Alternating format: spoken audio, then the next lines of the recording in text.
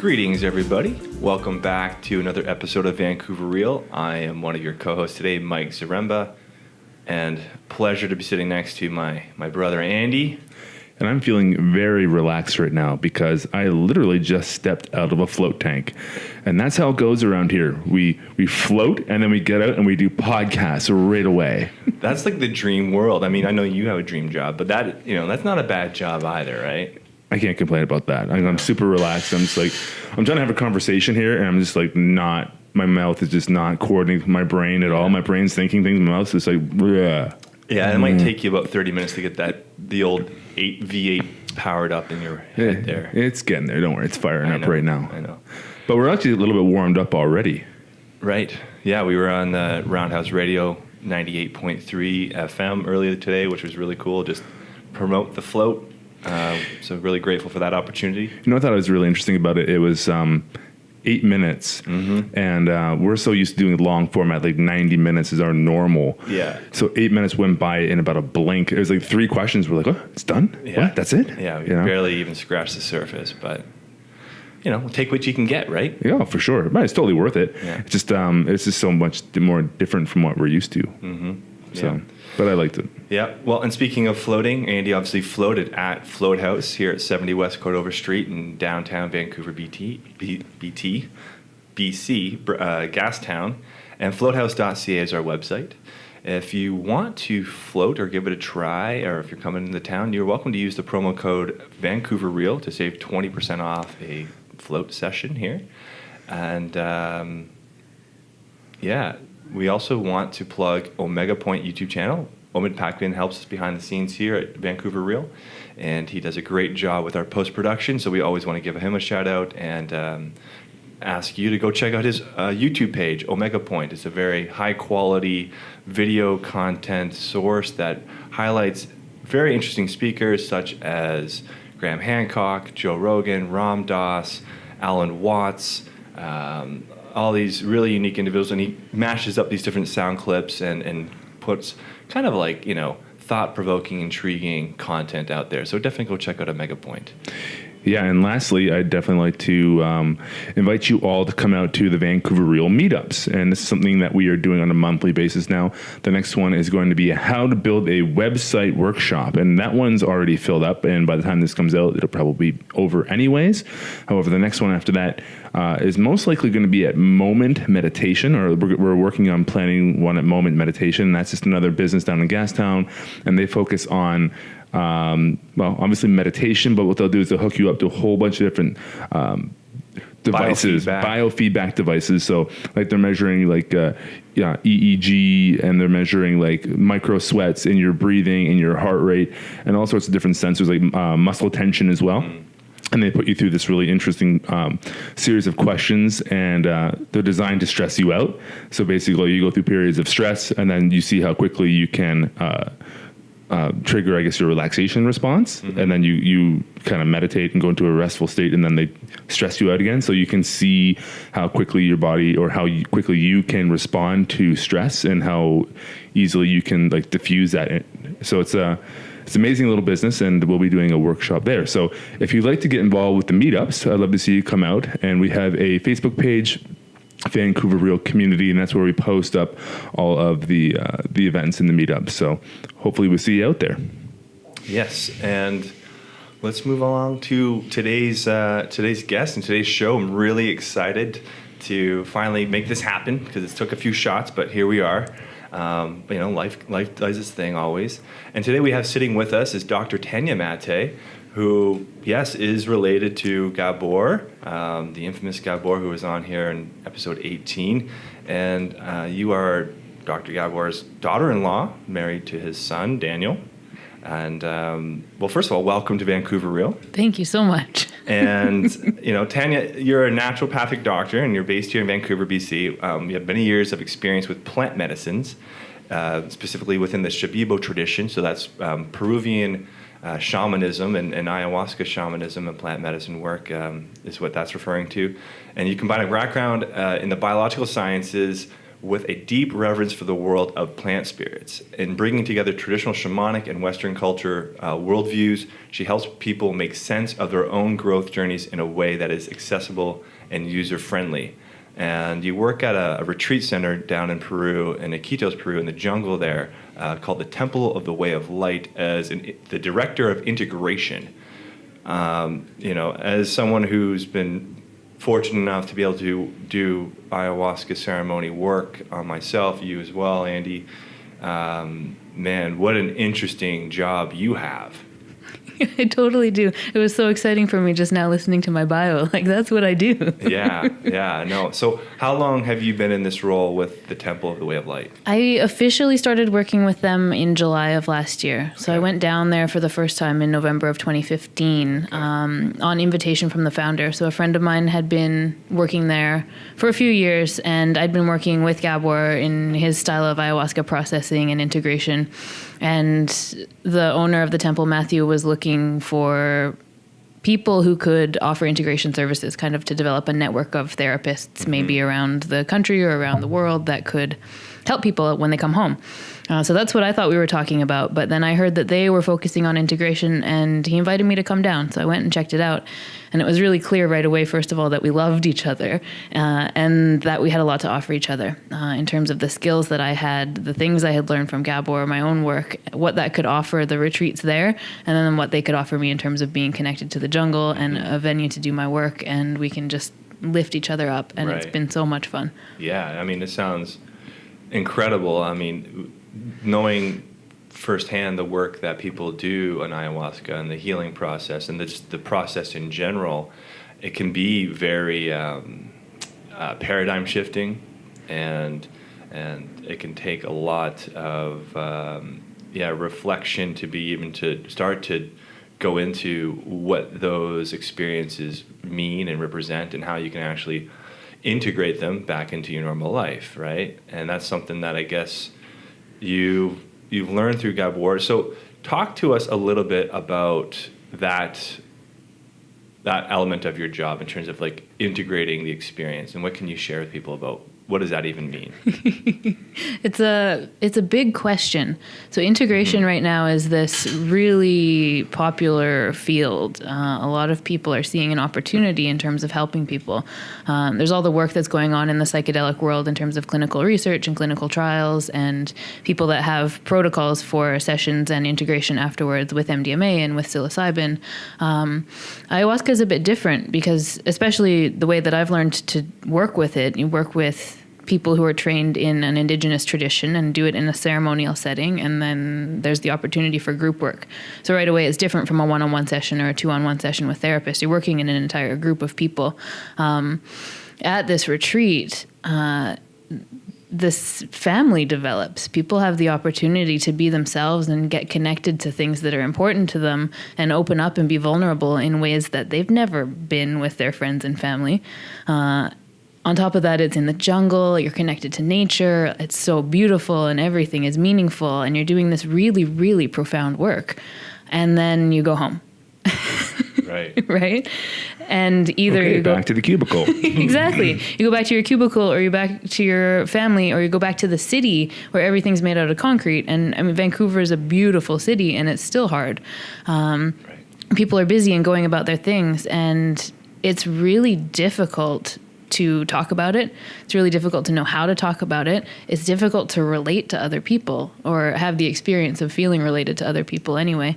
And yeah, for a lot of people, drinking ayahuasca is one of the most meaningful things they've ever done.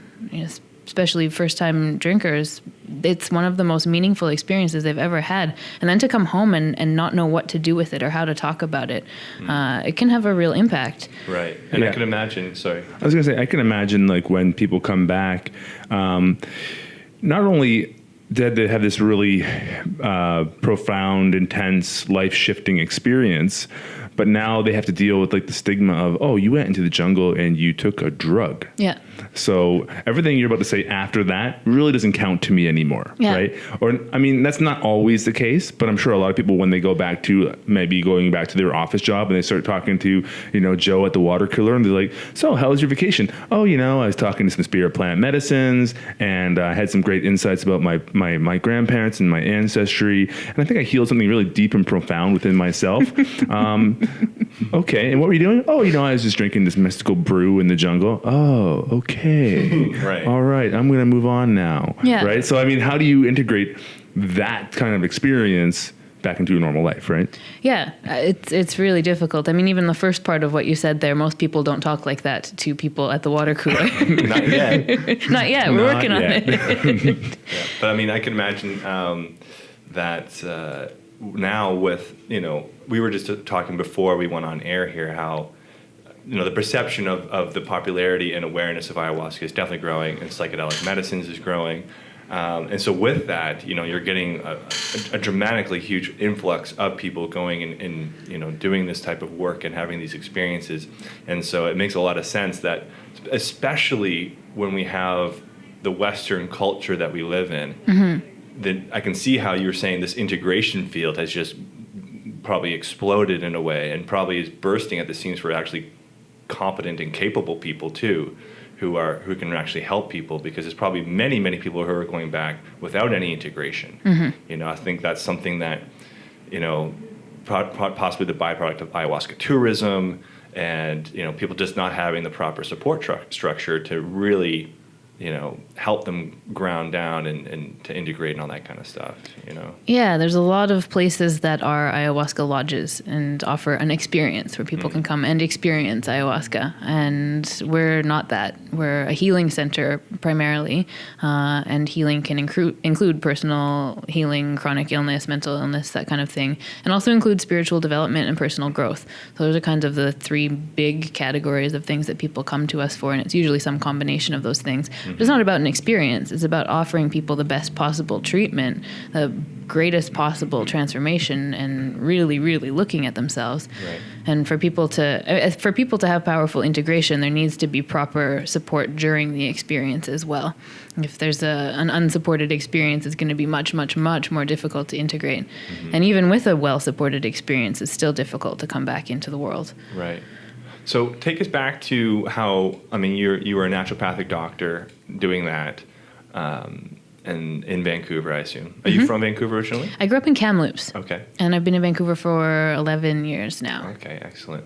So maybe take us into, whatever you can share and willing to share in terms of your own, interest into naturopathy, and then into the plant medicine world, and how this sort of career shift has evolved, because I think it's probably a very unique and interesting story, if you don't mind sharing. Yeah, I'm happy to share. So I did my undergrad in Kamloops in genetics, molecular biology. Okay. And then I got a job in Vancouver doing genetics research in fish. So I was working with the government making genetically engineered fish and studying them, which I had all kinds of moral conflicts about. And it was interesting for a while.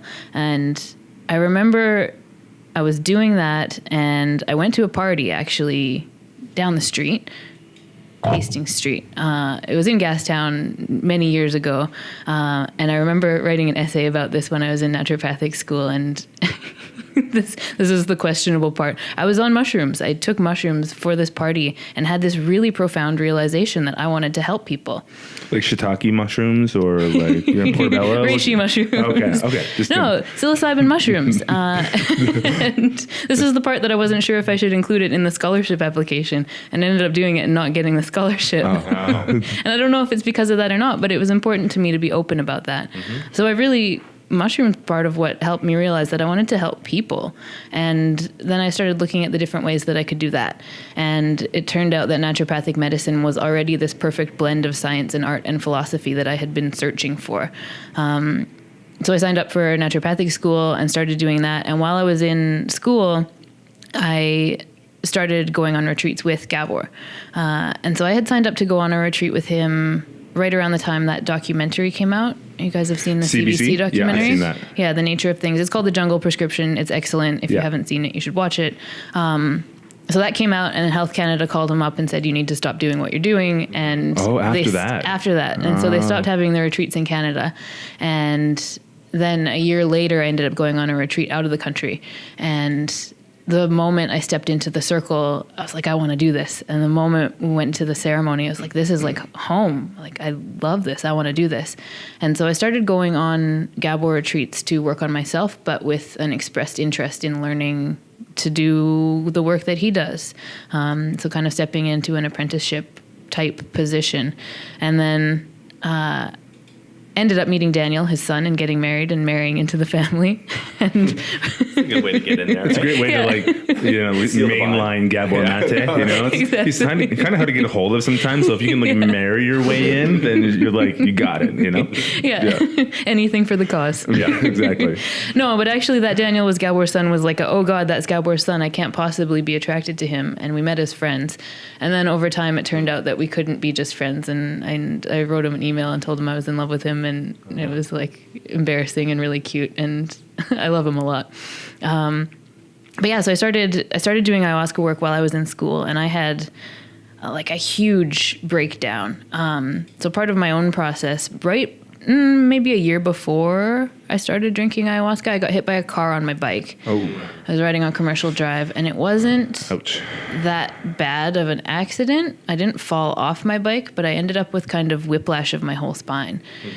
And it just wouldn't get better. And I started going to practitioners and started trying to find anything that could help. There was one chiropractor that helped me, and definitely a deeper personal inquiry process that got opened up out of it. One of the things that started happening, aside from chronic pain, was that I started having PTSD symptoms, but not connected to the car accident. It was when people would touch me. And like people would come and touch me, and I would totally freak out and have panic attacks, and it didn't make any sense to me. So then I started drinking ayahuasca, and the first retreat, I remember I developed a whole new relationship to pain. Like I learned how to accept pain, basically, and then lo and behold, it went away, and I didn't have back pain after that.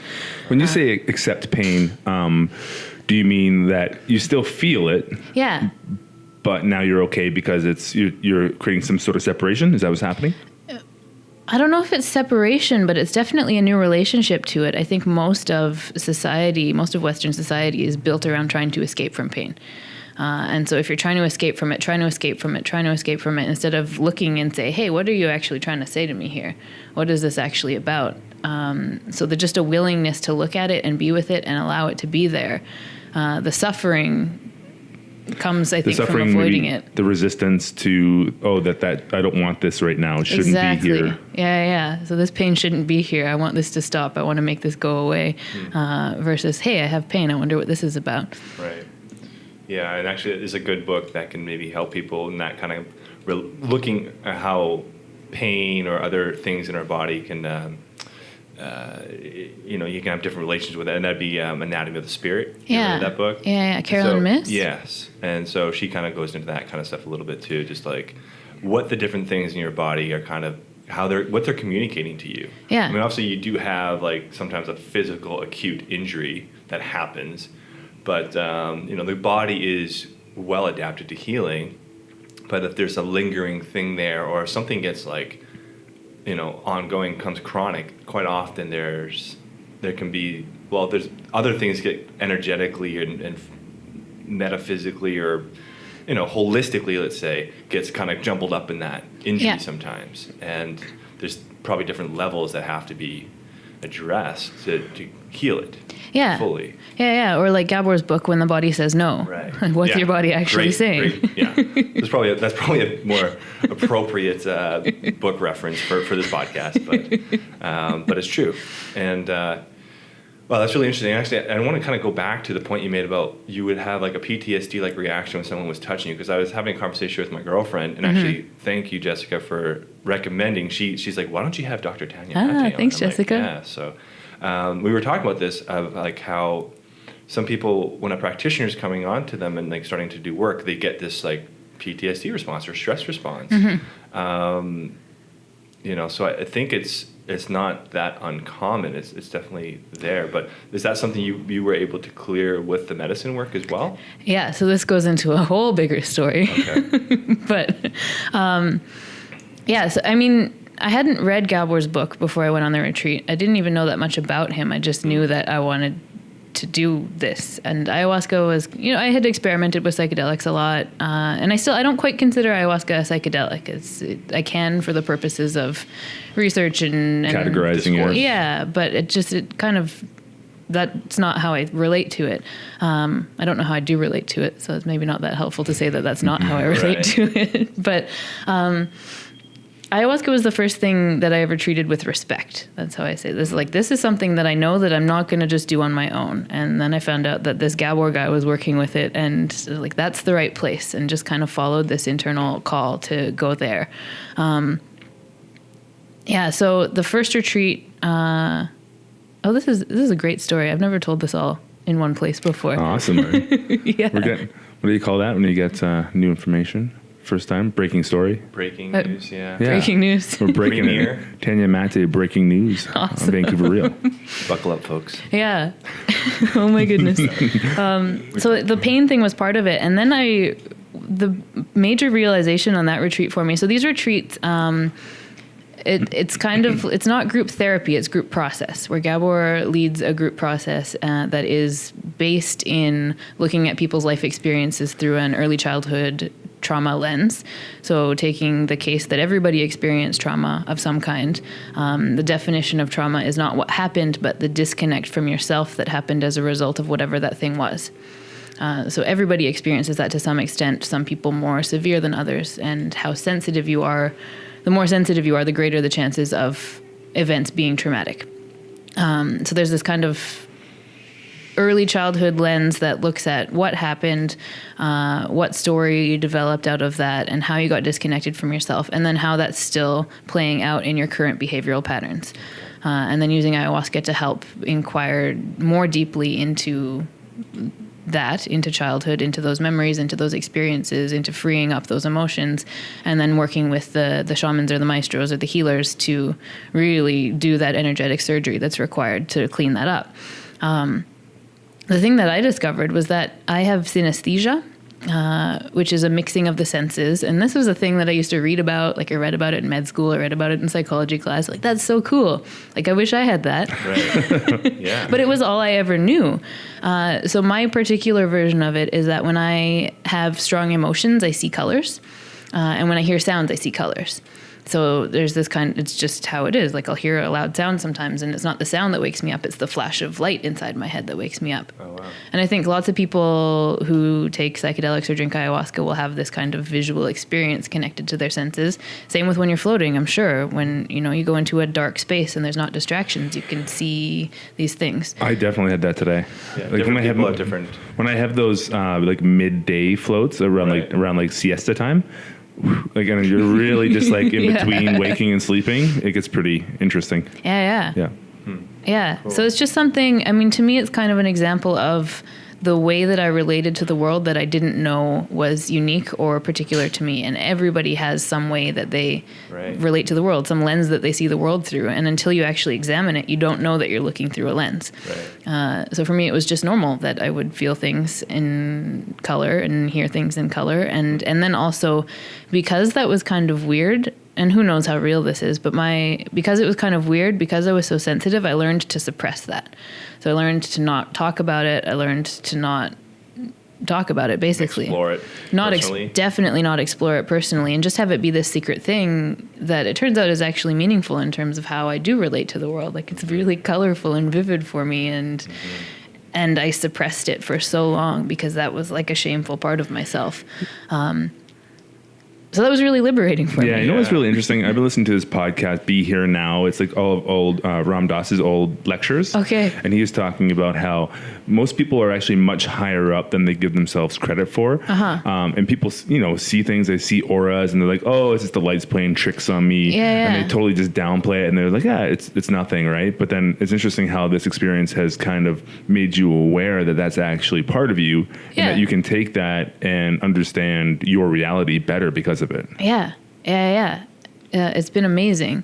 I would say one thing that has really shifted for me from working with ayahuasca has been just becoming into a better openness to the mystical element of existence and reality, something that kind of gets really, I mean, I'm generalizing for sure, but it seems to get kind of squashed in Western culture a little bit in terms of like real mysticism. But ayahuasca, like, really for me opened that up, and like, wow, that is all completely possible. And and that was like for real, like, paradigm shifting for me, and like, and how I relate to my life and how I relate to existence in the universe and the earth and my family and like everything, all my relations, everything, right? Yeah. And is that something that you feel ayahuasca can? I mean, I would say ayahuasca seems really well suited for that kind of shift in people. Do you see that a lot with your integration work? Yeah. And then so when someone like is expressing those types of shifts to you, like, how do you approach it, like, in terms of helping them integrate that? Yeah. One of the cool things about mystical experiencers are not ultimate reality. They're a high level of consciousness. They're a really cool place to go, and they have incredible healing potential. And when you have an experience with that level of consciousness, it becomes a really powerful reference point. Like, everything else becomes a little bit less real in comparison to something that you just know that it's true. And so, especially working with healing trauma, which everybody has experienced, when all you know is your limited worldview and you're identified to yourself as who you are, and you have all these stories and all this pain and all this trauma, that still comes back. Ayahuasca doesn't take that all away forever, but you can shift your relationship to it and heal from it. But especially in the early stages, or in the cycles later on, I guess, people can still be afraid, and people can still have anxiety, and people can still have depression, and people can still deal with all these difficult emotions. Right. But when you have a mystical experience as a reference point, it's easier to come back to that and look at your problems as less significant, less heavy, less meaningful. Because here's this thing that's way more meaningful that you've experienced. Right. And one thing you touched in there that I want to kind of just ask you about, and I don't think there's any way to really know this necessarily, but just to get your kind of thoughts on it, is like, you said the mystical experience can be extremely healing. Can you maybe tell us more about what you mean by that? Yeah. So if illness is a symptom of trauma, which by trauma I mean the disconnect from self, something that allows you to experience who you really are. So if you look at the work of, say, A.H. Almas, there's essential qualities of oneness or of spirit or of human, or I'm not so familiar with how it's talked about, but there's the personality and there's the essence. And the essence is like a diamond in that there's different facets of it. There's different qualities of it, and love and joy and peace and compassion, and all these things are part of your essential self. And so a mystical experience, or an experience of pure unconditional love, or an experience of peace or oneness, or however it occurs for that person, just like I was saying, all of those things become more true, more real. So from that place, it's easier to, that is the reconnection. Like, that is the reconnection to yourself. So if all this other stuff becomes less significant because you're reconnected to yourself, it's easier to heal from it. I don't know the answer. Can I ask you a very specific question? And this is something, I'm not sure if you guys talk about this at Temple of the Way of Light, but at Spirit Quest, Don Howard was talking about Dr. Citos as a spirit familiar that would come in during ceremonies and actually like Dr. Citos. Oh, sorry, I thought I was picturing like a Greek man, Dr. Citos. No. Dr. Citos, Spanish. Yeah. How do you say it? That's Dr. Citos. Yeah. Oh, okay. Yeah. So same. I'm saying it right? Yeah. Yeah. Okay, good. Because this has been like a little thing for a while, and they kept on making fun of me about how I was saying Dr. Citos, like it's a person named Dr. Citos. Oh, okay. But it is just Dr. Citos. Yeah, it's one word. In like, okay. Yeah. Like Cito in Spanish means like little doctor. Yeah. Little doctor, exactly. Yeah. So he talks about how they come in and they actually work on people and on people's bodies. Is that something that you guys experience as well? Yeah, it's I mean, inside the Shipibo tradition, ayahuasca is one plant, but there are many, many other master plants, and the healers, the maestros, the shamans who are doing the work have done many, many years of plant dietas, learning to have those plant spirits as their allies to be able to use them for medicine purposes.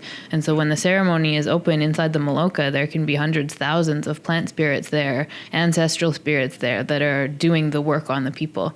And sometimes they can direct that work with the Ikaros, with the songs that they're singing. We talk more about all of this stuff. And sometimes that stuff is just happening in the room on the people. So yeah, they open a healing space, call the spirits in, and then that healing work can happen in the room. The interesting thing about it was that it was very visual for different people within our group. Like we actually saw them. And it came in the form of like black shadowy figures like over top of people. Have you ever experienced anything like that before? So that's okay. Interesting. Because it's the first time I actually had like a dialogue with somebody who actually saw that as well. And so, maybe let's bring it back a little bit for people who maybe haven't been exposed to a ceremony of this nature. Yeah. Now we're talking about calling in spirits. Yeah. Allies and stuff. Like, this is where, like I said, like it's so paradigm shifting. Like, can you kind of talk about the cosmology of what ayahuasca and the whole, that ayahuasca shamanism is? Yeah, I can try. Yes, that's a mouthful. But. Yeah, and also, I've been working in this tradition for a while, and I've spent some time directly with Shipibo people in the jungle, and I'm a Westerner, and my knowledge is limited, so I just want to acknowledge that I can speak about it, but I'm just a beginner. Ayahuasca is central to the worldviews of a lot of different cultures in the Amazon. And there's lots of different tribes that work with ayahuasca. There's different tribes out of Brazil. There's different tribes out of Peru. There's different tribes out of Ecuador and Colombia, Bolivia. So I have almost all of my experiences with the Shipibo tradition. And they're kind of like northern Peru, like low down jungle. Iquitos and what's it? Pucallpa. Pucallpa. Yeah. So the Shipibo people come from the region of Ucayali, around the Ucayali River in Ucayali province in Peru. And Iquitos is not where they're from, even though Iquitos is the center of ayahuasca tourism. They fly in for all those centers. All the Shipibo people working there fly in because you can't drive, or they take a boat, but you can't drive into Iquitos. So ayahuasca is at the center of the cosmology of the worldview, and ayahuasca is something that helps show people the way. And within this worldview, plant spirits are conscious things. You can have relationships, dialogues, teaching, learning relationships with plant spirits. It's normal to be able to talk to and listen to plants. And like when you're talking about, shamanism and ceremony and sacred space, these people who are able to create this ceremonial space, this is kind of where, unfortunately, science can't really get into it. You can't really get into it. And this is just speaking from my own experience and Jess's experience when she was at Spirit Quest. And it's interesting how seriously they take the entire protection of people that are there. And when you first walk into the Maloka and you've never seen one before, like a full out one like they have there, you're like, wow, this is real. Like, this is like voodoo. You know what I mean? You start thinking like, this is like, there's like this crazy mesa and it's like, there's candles lit and you're like, this is some serious business. Shipibo and ayahuasca. So, garments on and...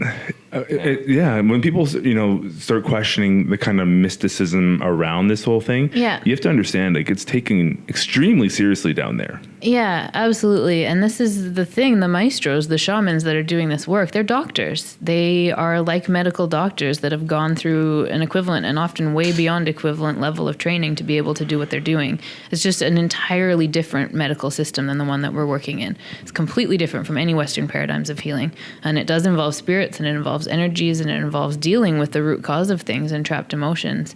And the way that they learn to do what they do, it's often they start quite young. but as 15 years old, often their parents and their grandparents are also medicine men, doctors, maestros in the communities, and they'll start dieting plants and start learning from a very young age. And a diet with a plant is kind of like a relationship with a plant. And to go into that diet, you can either, traditionally, it's in isolation. So go into the jungle with a mosquito net, and that's it. And your maestro will bring you plant medicine every day, every second day. Sometimes you're alone for long periods of time. And mostly you fast. Sometimes you eat. Traditionally, it's just rice, plantains, and steamed tilapia. Some diets have different fish that you can eat with it. But mostly fasting or eating very, very plain foods and very little of it for extended periods of time, a week, 2 weeks, a month, 3 months, a year, sometimes in isolation. There's also kind of a modern adaptation of it so people can still be in the world and live their lives, called the social dieta, where you still open the diet, you eat a very, very restricted ayahuasca diet, so no salt, no sex, no pork, no alcohol, no drugs, no flavor of any kind, no citrus, just really like rice, boiled chicken, no fats, really, really, really plain food, and learn from that plant over that period of time. And the way that they talk about it is that the plants come and teach you in your dreams. And the social diet kind of can offer real-time integration of the teachings because you don't have your vices and things to escape into. So each of these diets with other master plants, so there's a whole world of master plants, but tobacco is a master plant that's used a lot in ceremony, and coca is a master plant, and toei is one that people hear about sometimes, and there's aho sacha and ida sacha, and like there's all kinds of master plants. Bobenzana. And different families will have like different favorite master plants that they work with. But each one of those is kind of like, this is such a like it's not even close, but can very loosely be compared to a course in med school. So say this is your anatomy course, or like this plant is your physiology training, or this plant is this. Like that's not how it works, but it's like once you have a collection of enough courses, you actually learn how to be able to use those plants in ceremony as tools. And is that typically when they would receive an Icaros sometimes? Yeah. So during the dieta is when the Icaros come. So Icaro is a healing song, and the melodies for these songs, there's different kinds of them. There's some that have been passed down through the generations. There's some that are for celebration. There's particular songs for sadness. So there's some that have certain lyrics that have been passed down. But then there's also, every practitioner has their own unique set of songs, and the melodies of those songs have been given to them by the plants. So when they're on these dietas, or sometimes after these dietas, and usually in isolation, start to hear the jungle singing, and the melody of this song will come. And that melody becomes a healing tool, or like a surgical instrument. So use that melody to sing in the ceremonies. And it's like there's an intention to do the work. There's a vision of what work needs to be done. There's the melody of the song that happens. And then there's the words that get put on top of that. And in the ceremony, as the Icaros are being sung, the words are present moment, dealing with what they see and what's emerging in that person at that time. So it's a really, really high level of focus and of concentration and of skill, and many, many years of highly disciplined training to be able to do that work well. Right. So, I mean, one of the things that comes up for me when you're saying all this is how there are a lot of people practicing ayahuasca who maybe, I know people who are still in their 20s practicing ayahuasca as like, a maestro. Mm-hmm. What are your thoughts on something like that? I think it's dangerous and irresponsible. There's different ayahuasca traditions, and there are all kinds of neo-shamanistic traditions and people using ayahuasca in the West in different ways. And there are even traditions, like there's churches. There's the Santo Daime in the UDV, and there are some well-established kind of groups of people that work with ayahuasca where nobody is the shaman. People come and they drink ayahuasca and they sing songs. That can still have a healing effect. The community aspect of it, working with the medicine, can still be healing.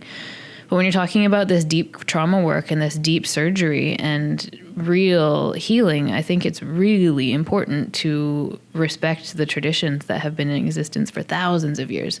To me, it's like you taking a scalpel to you and trying to do heart surgery on a weekend. Want to give that a go sometime? No, thank you. Yeah, Don Howard at Spirit Quest talks about like his whole thing, especially he's a Wachumera, so he practices with Wachuma, and he's a master Wachumera, in my opinion. He's incredible. And he was explaining how, he didn't have a lot of people to work with. I mean, his upcoming...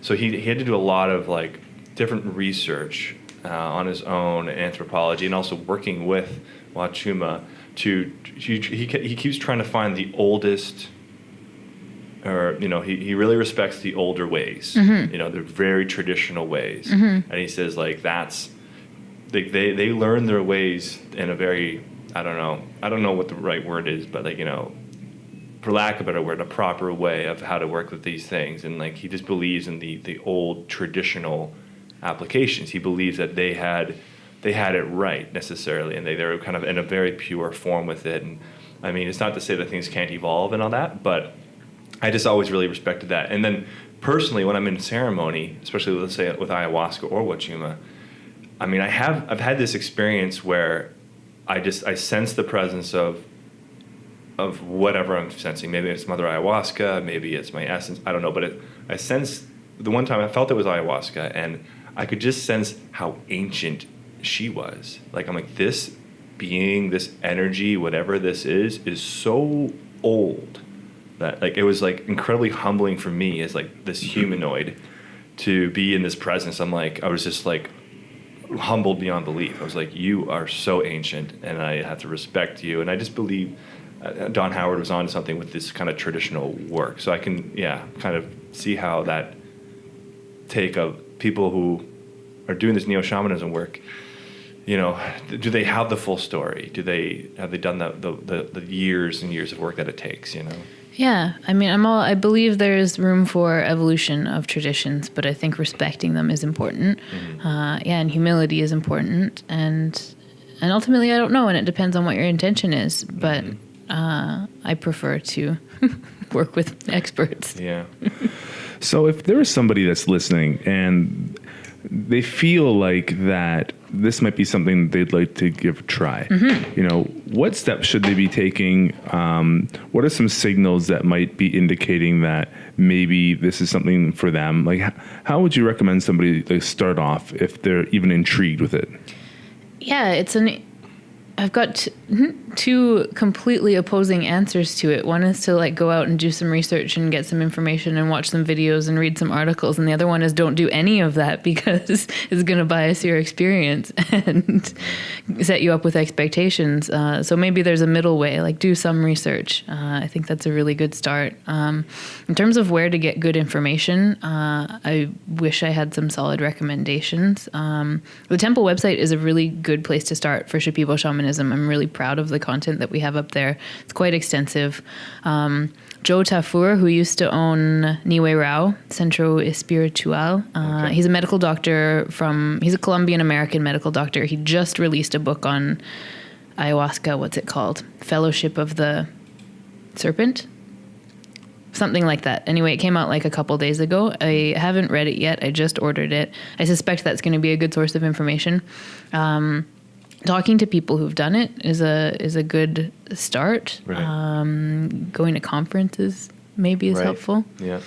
And actually, speaking of that, you're going down to the Psychedelic Science Conference in April, and you're going to be presenting.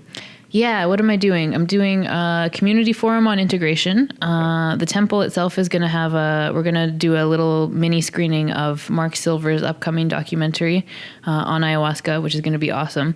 And then we'll have like a little temple discussion there. And then I'm doing a day-long workshop on integration with Julie Megler from Erie in San Francisco. Okay. They're kind of one of the longer-term established integration organizations. And then Catherine and Ingmar from the Psychedelic Education and Continuing Care Program in New York. So the four of us are doing an oversold-out workshop on the Monday, which is really exciting. That's really cool. No, I was gonna go down, but then, and I actually had my ticket. My girlfriend had our tickets, but we had life-changing plans. Oh, no. I mean, all positive stuff. Yeah, all positive stuff, but just in the sense that now we gotta just reprioritize a little bit. So, but I think, and also I just kind of.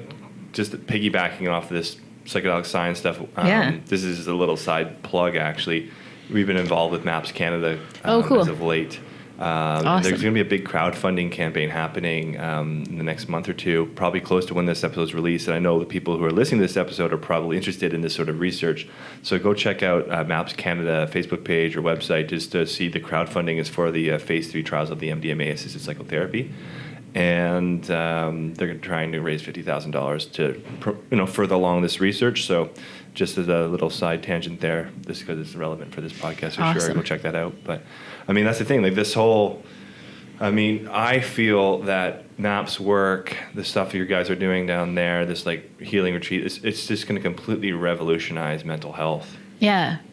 It's, I mean, the studies, the results that are coming out with psilocybin and MDMA are just like, they have unprecedented levels of cure rates, not even just like improvement rates, but cure rates. It's really, really incredible stuff. And then ICEERS is another major organization in this world, the International, I'm going to get the letters all mixed up, Center for Ethnobotanical and Entheogenic Research and Science. Or doing a good job. Pretty close. They're based out of Barcelona, and they're a really, really awesome group of people. Yeah. They also have the Ayahuasca Defense Fund to help people who get into legal situations with ayahuasca, because it's not legal in most of the world. So they have precedents and lawyers and that kind of stuff. So Ayahuasca Defense Fund is awesome, but ICEERS does research as well, and they've been doing the largest ever prospective study on ayahuasca for quality of life and then for depression, anxiety, and PTSD at the temple. And the preliminary results are just unbelievably good. Right. Can you speak, this is a little bit switching subjects, but can you speak a little bit about the sustainability aspect of ayahuasca? Because I know like ayahuasca tourism is a bit of an issue. People are concerned that it's going to get overused and like it shouldn't be, like you said, it should be used in specific situations, not just something that people are doing for a good time recreationally necessarily. Yeah. Can you speak on that aspect a little bit? Yeah, I can try. I've heard differing views. Like obviously if everybody went to the Amazon right now, I don't think it would be good for the Amazon. First of all, there needs to be jungle for there to be ayahuasca, and the rate of destruction of the jungle still for oil and for wood and for farming and all of this stuff is a problem. With no jungle, there's no ayahuasca. In terms of, I hear that there are more people currently drinking ayahuasca than there is ayahuasca being planted. There are people working on plantations. We have a bunch of vines planted on site at the temple. So permaculture is one of our big things. We're partnered with the Chaikuni Institute, which is a nonprofit organization that focuses on sustainability and intercultural education and human and nature rights. And Aini Ayahuasca is one of the newest initiatives of it. Aini means reciprocity, so it means giving back, and it's something I would really encourage anybody who's drinking ayahuasca anywhere in the world to do, is to give back in some way. I think a lot of people who drink ayahuasca, a lot of people who end up going on any kind of healing path want to be of service and want to help other people. It's like, I think, a sign of good health that you want to help other people. Yeah, it's, I've heard before that sometimes our pain can become our greatest gift to the world. Absolutely. Right? So you've gone through this path and you've been there, so there's probably lots of other people that are on that same path as you and could use healing. Yeah. Speaking of which, I don't want to leave my story thinking that the only painful thing I've been through is that I felt colors and didn't know about it. Right. I want to come back to that too. Sure. Yeah. But first of all, this sustainability thing, it is in question. I've also heard people say that ayahuasca grows really easily. So just in terms of responsibility, like for your own safety, be careful about what centers you go to in Iquitos. Check them out. Find out what their reputation is. Find out what the people working there are trained in. Find out what lineages they're working in. Ask some questions. Find out what other things they're putting in their ayahuasca. Can you recommend some good ones? The only one I can recommend with my whole heart is the temple. We used to recommend Niue Rao, and it's a smaller center. I think it's still mostly good, but I'm unsure now that Joe's left. And then I just haven't been to other places. So there's a couple diet centers that we go, but I just can't in good faith recommend somewhere that I haven't been. Yeah. Now, I want to bring up something. It's a little bit controversial and not necessarily the sunniest of experiences that I've heard about. And this is something Don Howard talked about when we were down there. Mm-hmm. And apparently there was a center where there was somebody very unexperienced running a ceremony. Apparently the owners of the centers kind of just took off and left. And they left one of their staff to host ceremony. Mm-hmm. And there's actually a Canadian and a British guy. Yeah. And I'm not sure if you've heard the story or not. I've heard the story, yeah. But apparently one of them, for whatever reason, attempted to murder the other one during ceremony. And then attempted to, and then the other one did. Actually turned the knife on the other guy and killed, and they were friends apparently. So this is like a disastrous, nightmarish story. And I don't want to by any means think that this is the norm, but it's just like, I think just emphasizing how important it is, like to go to a reputable center? It is really important to go to a reputable center, and at the same time, like, not that that should have happened. Absolutely, that's a terrible thing to have happen. But like, if a guy in a bar stabbed another guy in a bar, you wouldn't even hear about it. So the kind of reporting that happens with ayahuasca, it tends to be quite sensational. I don't know if you guys saw the Australian Broadcasting Corporation thing that just came out. No. I mean, they think they put it out yesterday, but it's this really sensational hour-long news piece about how terrible it is in Iquitos and how people are dying. And Wow. Really? I haven't seen it yet, so maybe I'm being sensational too.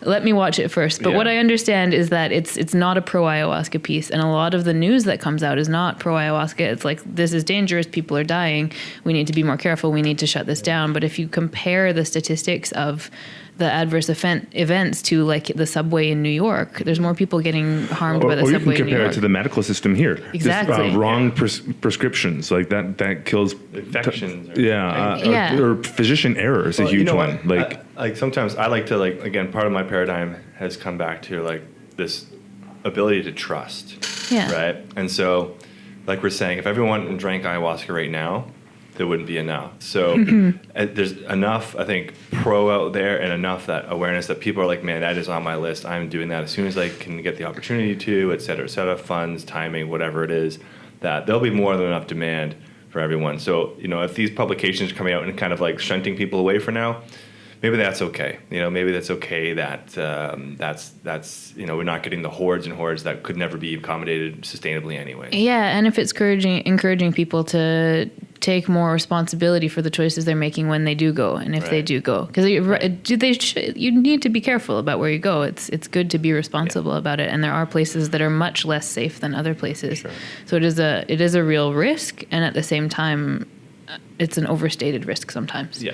Sensationalized, I think, is well coined. So, yeah. Yeah. Back to your story. Before we go on another tangent. There's lots of tangents. I just have these questions. I'm like, this will be a really good question to ask right now. I just throw it over there. It's fun. So what I mentioned that I had started having these PTSD symptoms, and then my pain went away, but the PTSD symptoms didn't go away. And I ended up on my next ceremony and next Gabor retreat, I dove into my own childhood trauma, and I had repressed memories of sexual abuse come back. And this is something that's pretty common with ayahuasca. It's something that sometimes it's real and sometimes it's not real, and sometimes you never know. But either way, the experience of it just totally flipped my world upside down. And after that, my PTSD symptoms got way worse. Like, there were days that I couldn't leave the house. I remember after the ceremony, when the first memories came back, I was in naturopathic school at the time, and it was like, I had a presentation about addictions coming up that week, and I was like, oh, I'm going to tell the whole class about this as part of my presentation. Oh, that's going to happen. And it was partly that I just had no idea what to do with it, and I started telling everybody all the time. And at the same time, it was that was in part a conscious choice. Like, hey, this is what's happening for me, and this is the kind of shit that doesn't get talked about and is under the surface for a lot of people, whether it's that extreme or not. I want to talk about it. Like, I don't want to hide this anymore. So there was a bit of a real life purge that went on for a good long time. Yeah. But yeah, for a while, my symptoms got really severe. Like, it would sometimes take me 7 SkyTrains to get on because I was too scared of people. And I emailed my whole class and said, nobody touch me because I will have a panic attack or get triggered flashbacks, whatever. Wow. And at the same time, there was a part of me that could watch that and be like, this is healing. Before now, I was just completely numb, and I don't remember. Before that, I didn't remember my childhood at all, and that's just how it was. It was like, well, there's these, there's this colorful part of myself that I suppressed, but most of that is just a black hole. And then beyond that, there was just a lot of numbing out and not knowing how to feel my feelings at all. So that was a really difficult year for me. And that's somewhere that I wish I would have had more integration support. I wish I would have known who I could reach out to. I had some. I'm so grateful for the some support that I did have, but there were also a lot of practitioners that I went to that had no idea what to do with me, who couldn't relate to the good or the bad, or even that I thought the whole thing was good as it was happening. Like, I'm suffering so bad right now, but this is so good. Yeah. And then not being received by people, like sharing the most vulnerable parts of me and the most meaningful parts of me with someone, and having them not get it was damaging. So it's part of what inspired me to be doing this work, to help other people with it. After that, I kept going to ceremonies and started doing dietas myself, and I don't have PTSD anymore. Like, it's just, it's gone. Wow. And so how long of a process was that for you? I mean, it's still a process. Sure. I don't know if it'll ever be done, but Sure. For me to get like stabilized, it was probably a year of really, really hard. And then it started to get easier. Like, I couldn't sleep if it was dark. I could only sleep if it was light out. I was just so scared of everything all the time. And it took about a year for that to kind of come through. And after that, it's just kind of increasing levels of healing. And I don't know when, like, the moment, I don't know if there was a moment. Right. Yeah. Well, They say ayahuasca is what I've heard it referred to before as a teacher plant, right? And during my experience, which I shared on the podcast a few episodes ago, if you want to go back and listen to that, go right ahead. I'm not sure what episode it was. The microcast number 3. You can go back and hear about my ayahuasca experience. But in short, you touched on it briefly in the beginning about experience of unconditional love. And usually when I would envision ayahuasca, I would envision like some kind of my own personal hell, in a sense, going through some really painful experience. Yeah. And I had done the same thing with a few psilocybin journeys before, like using them in a ceremonial context, but just having really difficult experiences. And I was going down to Peru, and I was just like, I really want to have one of those like loving experiences. I want to have one of those ones that I come out and I just feel great, and it's just like beautiful. And I was expecting the worst, but the interesting thing was I got that. I got exactly what I wanted. And I felt as though when I was having that experience, it was actually, in a sense, teaching me how to go there myself with maybe not even the medicine. Like, it was showing me this pathway within myself that I could access.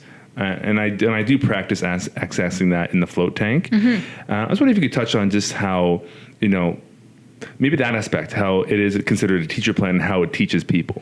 Yeah. Ayahuasca is considered a doctor and a teacher, and that teaching aspect of it that's a really important, like you just described, a really powerful integration practice. And a lot of people in ceremonies will have these things that get taught to them, and maybe they realize it and maybe they don't. But ayahuasca teaches you in a way that is so specifically tailored to you and from inside your own head. It's like high-level mind training a lot of the time, and heart training. And if you can remember these tools, even whether it's sitting with a difficult experience, like being able to sit with that difficult experience is itself teaching. Right. And then being able to look at it in a different way is teaching. And then being able to access unconditional love, that's teaching. And if you can remember those teachings in your life, that's part of the work of integration. That's part of staying connected to the teachings, because these are the things that you learn, and it can actually make a huge difference for your life if you practice them. Would you say that is specific for the individual, or do you have a lot of shared experiences? I think there's a lot of common experiences. Common experiences, maybe the better word. Yeah. Yeah. Yeah. I mean, there can be shared experiences too, but there's common experiences. But I think it's it's a bit of both. This is one of the questions I have, is how to make integration accessible to all people. I think there's an element of one-on-one human interaction that's really important. And finding the individual, specific, unique teachings is a beautiful thing. And then there is a lot of commonality. There's a lot of stuff that is shared across a lot of people have mystical experiences. A lot of people go to hell. A lot of people experience unconditional love. A lot of people do all of those things in the same night. And you can speak to commonalities, but at the same time, the magic, I think, comes in the individual interpretation of it. I was listening to Terence McKenna on a Terence McKenna lecture on the Psychedelic Salon, which is an awesome podcast. Anyone listening wants to jump over that at some time. It's awesome after this podcast, obviously. But Terence was describing how his experiences would typically go, and it was always the same. Like, he'd go into, basically he'd move his consciousness into some black space, but within him. And that's exactly what I experienced. Like, I basically moved my own consciousness into some black space, and it's really difficult to explain other than that. But have you heard of things like that before, where people are like, you know, they're like moving into something, like they're moving their consciousness into a different realm, maybe? Probably anything that you ask me, have you heard of things like that before, I can say yes to. Right. I'm trying to think how to answer that in a way that's helpful. Other than just yes. Yeah, I mean, yeah, just yes. Oh, why are you asking? Well, because I feel like that experience was something that, again, like I can potentially access again by going into it. And I'm wondering if that's something that you've heard, that it's showing people like a path within themselves, as opposed to like, is there some kind of method to it in its teaching? Yeah, that sounds like something that you could do, and I would be cautious to make like generalities about it. But so let me just make sure I get it straight. There was a black space inside of you, and you were able to shift your consciousness inside of that. Yeah. And then what happened? And that's when I that's when I saw my inner child. And that's when I got bombarded with what I could consider to be like universal love energy, just like bombarding every sense of my being. Yeah. Yeah. Okay. And so now your practice is you can shift your consciousness into a black space and access the unconditional love? No, I feel like I can scratch the surface of that black space. Like I feel like I can see that pathway that I can move it into, but it's now not working with the medicine. It's like more difficult to do. Fair enough. Yeah. Yeah. And then is there an emotion that's there for you with the black space? It feels like warm. It feels like really, it feels good. Like I want to go into it. But and I do it in the flow tank all the time now. Yeah. And I'm like, I want to go in there. I'm like, let me go back into that warm womb, like infinite love space of joy and happiness. I want to go there again. Yeah. So yeah, I guess my question is like, it's around the teaching aspect of it. Like, what is it teaching? Like, and maybe in that specific case, like, what is it teaching? If you could interpret that. Well, the most helpful thing is for you to interpret it. What does it mean to you to be able to access unconditional love or universal love? Well, I felt like it was actually showing me a way into actually different realms. Like, I mean, that happened in that space, but I felt like if I went into it, I would be going to other places, which I don't know where it would lead. Okay. Yeah. And what's the feeling that's there for you when you imagine going to different realms or other places? Just exploring and seeing what else is there. Okay. Mostly. All right. And here's a Gabor style thing. Exploring is not a feeling. Yeah. So if curiosity. Okay. Excitement about what might be beyond that. Yeah. So an excitement, a curiosity. Yeah. Okay. And how does that apply in your life? I think it makes me realize that maybe this reality is more than just the physicality that we see, and there might be more to our existence other than just like the physical world. Sure. And how does that knowing help you in this physical world? That's a good question. How would it help me in this physical world? Maybe there's a sense of, there could be a sense of comfort there. Okay. Because it's like, oh, well, maybe there is other spaces you can go to when you die. Maybe it's not all just ending here if like it was all over tomorrow. Okay. Yeah. And then how about, I don't know exactly where this is going, but in terms of like your business and your podcast and just like you have a pretty creative life, you're an entrepreneur, in terms of that kind of work, how does that alter if you know that maybe there's more to this reality than you think? Well, one way I can think about specifically right off the bat is one thing Mike and I have started doing at Float House is not looking at sales anymore.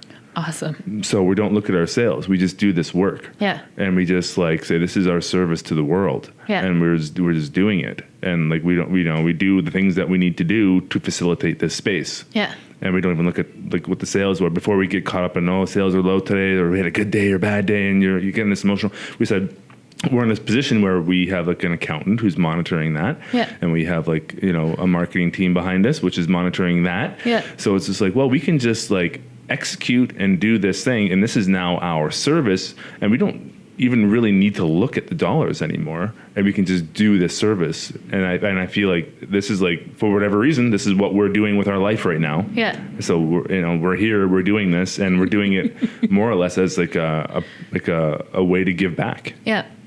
Yeah. And that's connected to the uncertainty about reality. How? Simply that maybe this is just like the work we're supposed to be doing. Yeah. Okay, great. Yeah.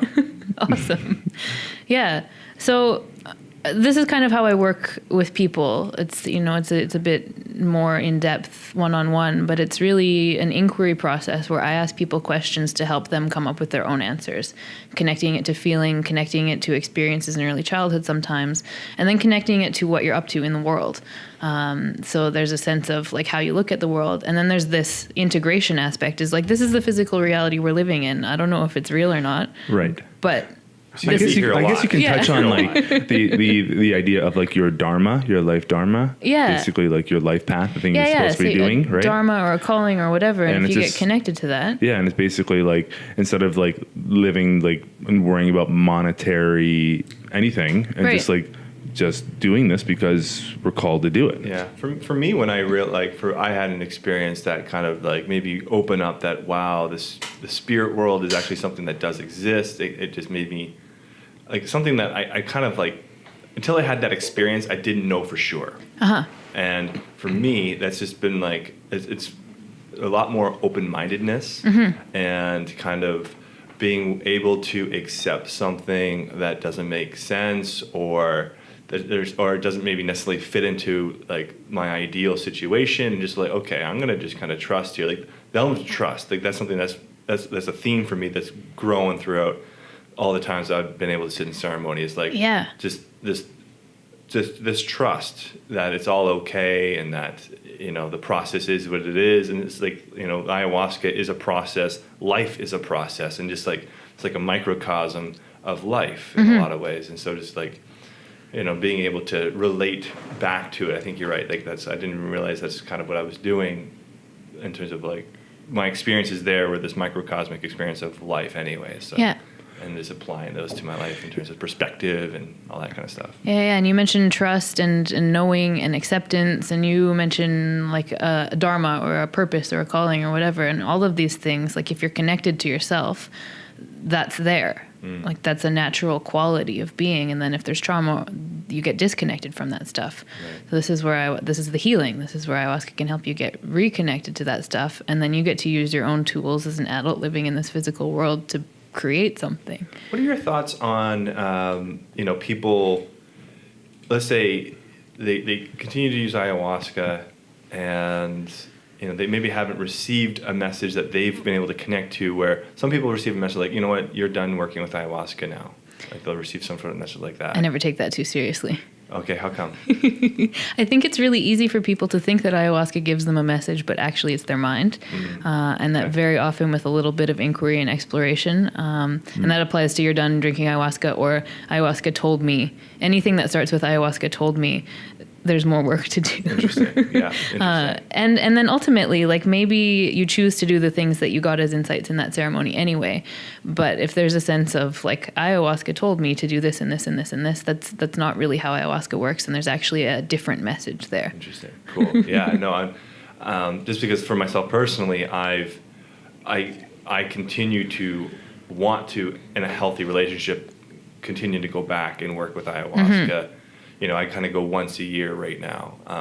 I'd like to actually kind of do it a little bit more than that, to be honest with you. Yeah. But it's okay. I mean, a lot of the work is actually back in this level of reality in my life in Vancouver. Yeah. And then I kind of go back down there for, a recalibration, if you will, or a check-in, or to see maybe how I can go into or whatever, So do you see like you can have a lifelong relationship with ayahuasca? Is that how you approach it personally?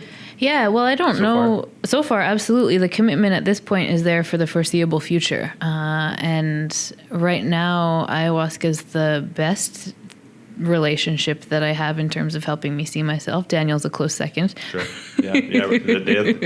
Partnerships are an amazing mirror. Yeah. Ooh, an uncomfortable mirror sometimes. Yeah. So there's ayahuasca and there's Daniel, and I've committed to both of those things. Me too. Ayahuasca, that is. Yeah.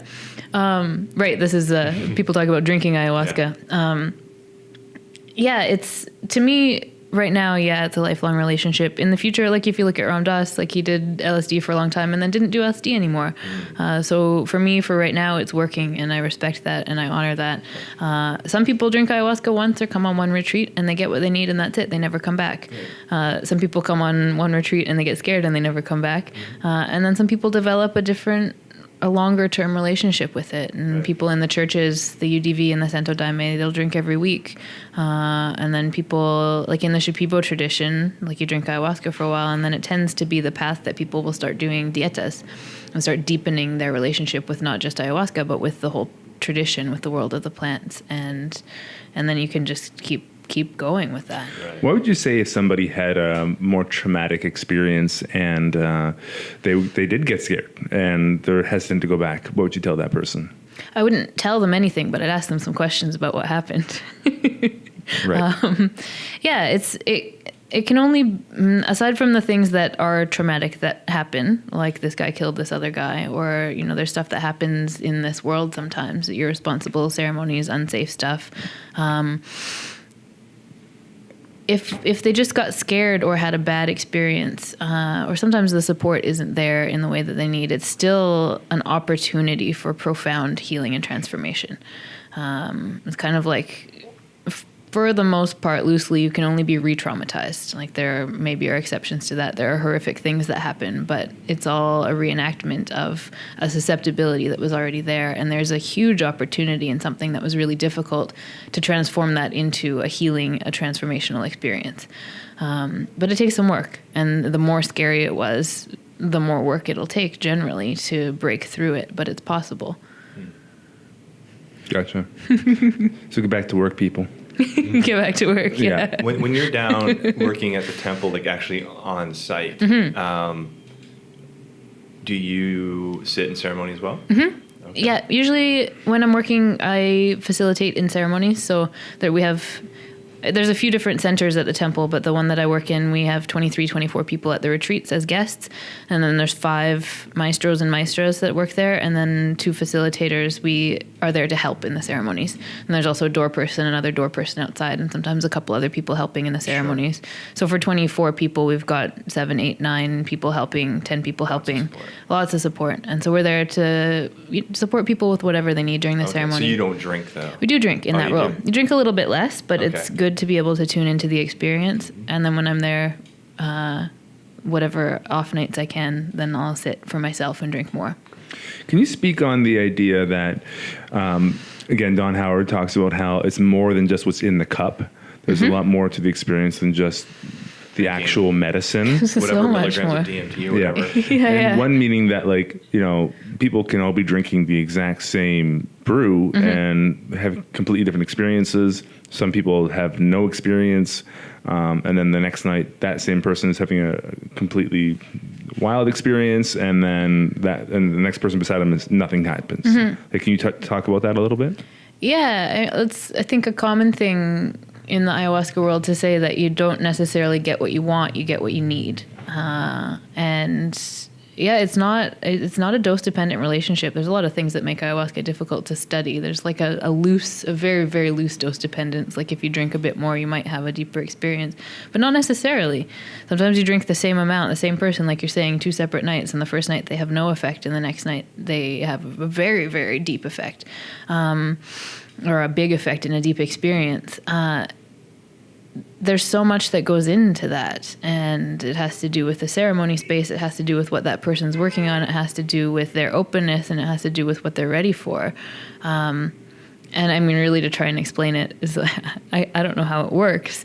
But again, with the right kind of support afterward, every experience can be turned into a meaningful experience. Every moment of what happens inside a ceremony can be meaningful. But especially the ones where people say nothing happened. Interesting. Nice. Yeah, if someone says, well, what from your experience of working with people through this process, when someone doesn't have noticeable experience during ceremony, they say, "Oh, I didn't really feel much. Nothing really happened," and then they do have something. What are some of the common themes that can create that sort of non-experience quote ceremony for them? Then, what? Just out of curiosity, what are some of the themes that you've observed that block people from having the experience, or what kind of things do they experience? I'm kind of curious about that. Give them that experience, and it's I mean, this is again very loosely general, and it's some of the things that I've seen, but it's not by any means the full explanation of it. Sometimes, I mean, traditionally, a long time ago, the patients didn't drink ayahuasca. Just the shamans, just the medicine people drank, and they would get the vision about what needed to be done, and that was it. They would prescribe remedies and sing songs and do their work, but the participants didn't drink ayahuasca, and over time that evolved so that they do. But some of the things that I've seen, often if people don't have much of an experience, they also don't ask for more or don't ask for help with it. Often people don't think they have an experience, but actually they're sitting there really angry or upset or disappointed all night. And if you ask them what their intention was, it was to explore their anger or their disappointment or their upset. Right. And that's what happened, but they were expecting it to happen some other way. Right. There is a bit of an attachment in a lot of people to expecting to see visuals, expecting to see things, expecting things to happen. And if you just sit there feeling angry and irritated all night, wait, that's not what I asked for, but it might be. Yeah. It might be exactly the experience that you needed. An interesting one that I see sometimes is sometimes people will ask about love or ask about any emotion really, but it's related to their mother, and then the absence of an experience is related to the actual lack of affection that they experienced in their childhood. So it's not always, but sometimes that's related to it as well. I've seen that more than once. Yeah. Interesting. Yeah. And then sometimes it's just, this is kind of esoteric, but sometimes the medicine needs to work around you before it works in you. Mm-hmm. So it's cleaning and working at a different level than you're consciously aware of. Yeah. But something is still happening. Yeah, something I've come to personally respect with the whole process is this trust. Okay, even if this ceremony seems relatively less flamboyant, to be, okay, well, what can I do here now? What am I feeling? What am I experiencing? Even in this normalcy, if you will. Yeah. And maybe it's just to sit in ceremony and just appreciate what this tradition is, and can I just be that support within this space and honor the people I'm sitting with, and even just put out good intentions towards them, or whatever, or you start reflecting on a very conscious level, and on a distorted level, not distorted, but altered level state, and just trusting that process, because you never know what you're going to get the next night. No. And sometimes it's a very welcome shift to have a more benign ceremony. Exactly. For sure. I wonder if you could go back to the Ikaros a little bit, and just talk about some of the different songs and how they're used, and and what their purpose is. Yeah. So as far as I know, there's 4 different categories of song, and I'm sure there's many, many different. This is a way that I've heard more than once it be explained, but I'm sure there are many different categories of song. But the 3 of them that are kind of standard and passed on through the generations, I don't know too much about. There's a particular kind of song for sadness. There's a particular kind of song for happiness and celebration. And I'm not sure what the 3rd category is, but then there's the classic Ikaro, the surgical Ikaro, and those are the ones where the people get the melodies from the plants. And sometimes you'll even hear practitioners who are from different families who diet the same plant and get the same melody, and it wasn't given to them through somebody else singing it. It's just from the plants.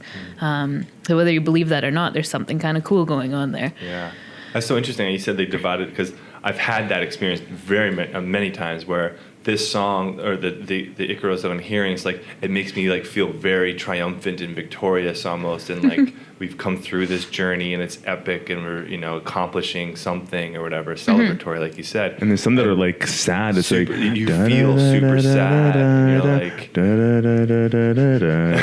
and you're just like, oh, okay, I'm gonna go into that place now. but it's so neat. I haven't heard that they're actually are celebratory ones and sadness ones, but I mean that makes tons of sense. It's exactly what you would feel when you're in it, and like there's some that are just like as soon as you hear it, boom, you purge. So they just like trigger something in you and like and even the same song can sound completely different on a different night based on what you're experiencing. But the songs are meant to. So there's also different kind of ways of looking at it, but it's like the songs at first they kind of lay out what they see. So when they drink ayahuasca, the healers, when they drink ayahuasca, they can see what's going on in your emotional body and your energetic body, and sometimes that comes in the form of vision, and sometimes it comes in the form of they can feel it in their body, and sometimes it's a mix of both of those things. And then they can kind of follow that. They follow the vision or the emotion into your energetic body by using their songs. And so sometimes you'll hear like the note that hits over and over and over and over again, and it's like getting into that spot that needs to be something to be released. Can you go back to that point you made about again, Don Howard said they call it like the sight or the vision or something, and they actually see the bodies glowing. Is that something that happens? All these yes or no questions. Well, this is something like I didn't personally experience, but he said that like over time you get this ability to see like a glow around people. Yeah. Over time, people get an ability to see different things, and this is part of where translation can be really important. Part of facilitation, because the worldview is so different. So there is a vision, there is a shared sight that happens, and there's the vision that you have when you're first drinking ayahuasca, and your vision includes all the stuff that's going on inside of you, and then your vision kind of shifts over time to be able to be more diagnostic and like a working vision, and then you'll have different things on different nights depending on if you're working or sitting for yourself or whatever.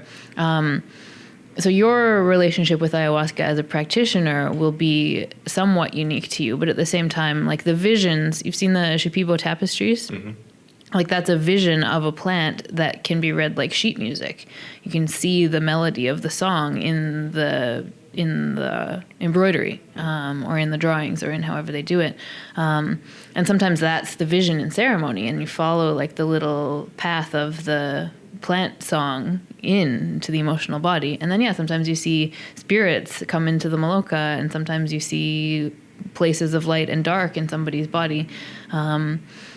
So yes, and and then sometimes you see darkness, and sometimes you see all these things. But talking about like it's something that you learn from the plants. That vision, it's something it happens partly from a teacher that helps you, and then partly from dieting plants, and learning how to work comes from dieting plants. And without dieting plants, you're not going to have that same level of ability to see. Why is the dieta so important? And when you say dieta, you mean like just the basic following? Sure, let's talk about that. Yeah. So there's the dieta like that everybody follows when they drink ayahuasca. It's been passed on through generations and generations of people, and everybody's got a slightly different take on what's okay to eat and what's not okay to eat. But the pretty standard things are salt, pork, alcohol, sex, drugs. Don't take those. Drugs can interact physiologically with ayahuasca. The rest of the things interact on an energetic level. And salt is like, I'll talk about it sometimes as being like a mortar in a brick wall. And if you imagine that every cell in your body has a brick wall around it, and if you take the salt out, it's like taking the mortar out. So stuff can get in and stuff can get out. So medicine can get in, and whatever needs to come out can come out. And then you put salt back in, and it kind of can seal that up again and be really grounding. So salt can... So salt after this experience can be really good. It can be. Mm-hmm. It can be grounding. It can also interrupt the experience. And then the other stuff, it's just an energy that doesn't work with ayahuasca. And if your body or if the practitioners are needing to clean that energy out instead of the stuff you're actually working on, it makes it more difficult. And then different practitioners have different things that they'll add to their list based on what they've seen works for people. And it's an important piece of it. And that's something that is very different from other psychedelic medicines, that there is this diet that you follow. Yeah, I find for myself doing the dieta also becomes almost like a symbol of my intention in a way of like how much am I kind of focusing on it and like trying to adhere to it and being really honest and integral with it. I feel it's like it fuels me for the amount of myself I am bringing to my ayahuasca experience in a way. It's like, exactly. You know, it's like it's a symbol of that like respect and reverence and intention. Just like totally. You know, I really respect this, and I'm not. Some people can probably get really crazy with it, but it's okay. I think it's like that's how much I'm bringing myself to this. Yeah, absolutely. And different people will ask for different lengths of time before and after. At the temple, we ask for 2 weeks before and 2 weeks after. And that's how I'll talk about it with people as that like active commitment to this healing process you're about to go through. Right. It's like whether or not it interacts physiologically, energetically, who knows? But it's an active commitment, and being willing to give up all that stuff is a healthy thing, and it will help your healing process. Yeah. No, it's true. The more I've done it, the more important that part of it has evolved for me, I found. Yeah. So, in terms of your personal process with it, like how has it, how would you say ayahuasca, other than the healing, but how else has ayahuasca kind of affected you in like your life and your views and opinions, if you can share that kind of It's stuff? such a difficult question to answer. Yeah. Because it's Do you changed think about everything. It every day, though? Well, in a way. I mean, my job is to talk to people about ayahuasca. Yeah. So, I work for an ayahuasca healing center. Right. And I think about ayahuasca all the time. Yeah. So I've got it totally changed my life from like thinking I wanted to be a naturopathic doctor to doing ayahuasca work for the world. Right. I dedicated my life to ayahuasca. And that it's not that my life is dedicated to ayahuasca so much as my life is dedicated to people waking up. I want people to discover who they are, and ayahuasca is the best and most fun and most loving and most respected and respectful way that I've encountered to do that. In terms of how... Can I say, when you say people waking up, what does that mean? What does that mean? Ayahuasca can be thought of a tool of spiritual awakening, And so like the kind of classic non-dual interpretation of that is that everybody's already perfectly enlightened, they just don't know it. And then you have these experiences of waking up to your full potential, your full consciousness, which is universal consciousness.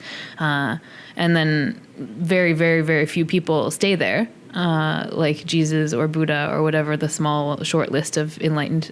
I Googled it the other day. Like list How of many current enlightened people are there out there? Yeah, it's a short list. I'm sure there's more than there are on the list because not everybody gets famous with it. But so with the pursuit of enlightenment, I don't know how that applies to most people, but this experience of waking up out of who you thought you were.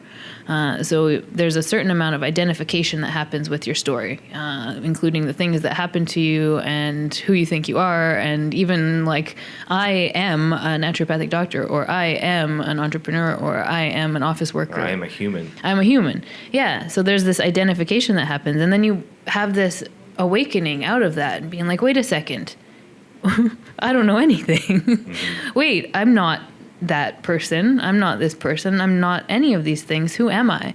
And coming back into the world can be really difficult after that because everybody around you still thinks that, or as far as you know, everybody still thinks that they are what they think they are.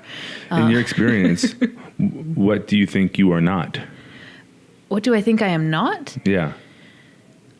Oh, sorry. What do you think that you are then? If you're, well, that's a lot of things. Yeah, so I'm not all these different things. Sorry. Yeah, there's the other side of that then. So then what are you if you're not all the things that you label yourself as?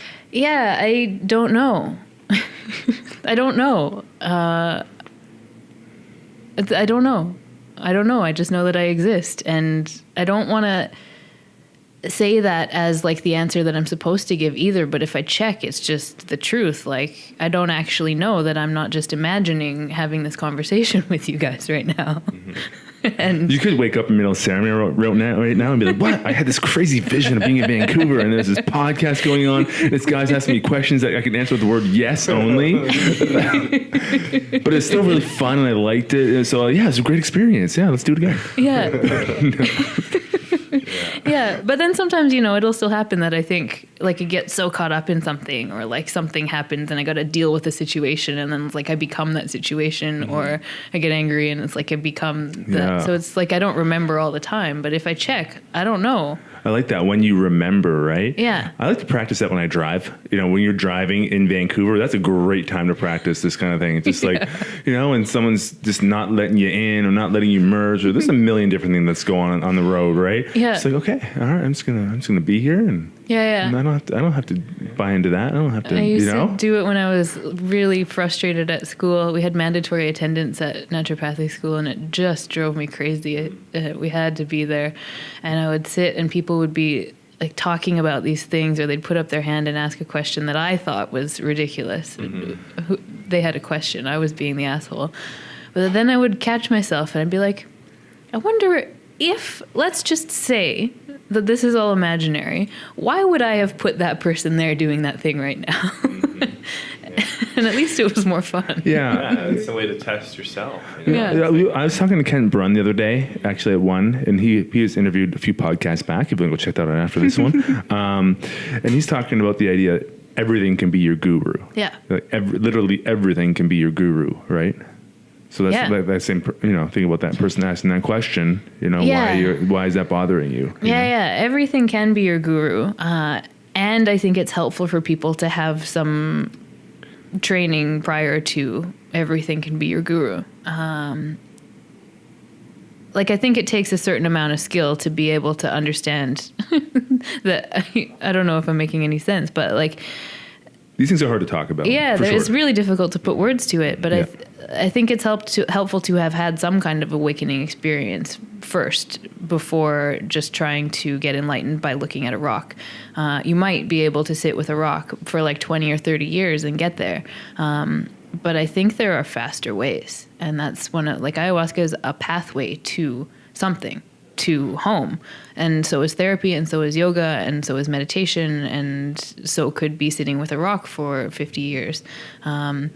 So it's partly about which pathway calls to you, which pathways call to you. Floating, you could float every day, That's true. All of these things are ways in.